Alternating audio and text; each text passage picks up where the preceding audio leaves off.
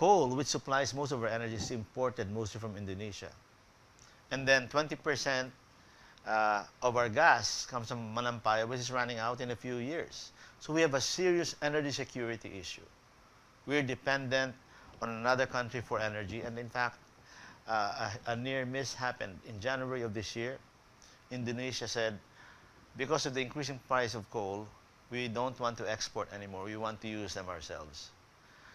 It caused a crisis. Our fairs diplomats practically kneeled in front of Indonesia saying, please, you're supporting more than half of our, our energy.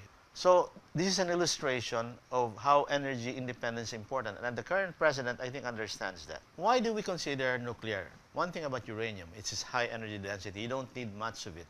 And uranium is much more common than coal. I'll give you an example, okay, just to illustrate this.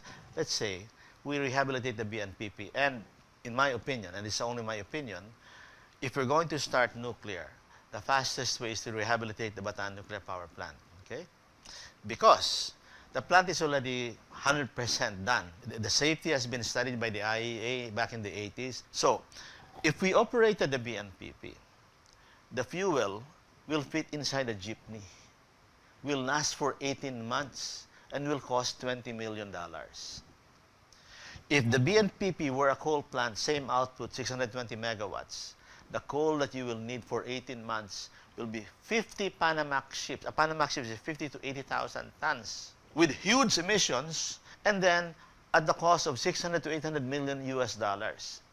So that's why I can't understand why we don't want to restart. Of course, there are local issues, but the plaguing issues of the NPP are perception, that there's a fault, that there's a volcano. Those are two false reasons. To my mind, it's one of the greatest false news, fake news that happened in the history of the Philippines, that there is a fault beneath the plant and that the volcano there is potentially active to actually cause the disruption.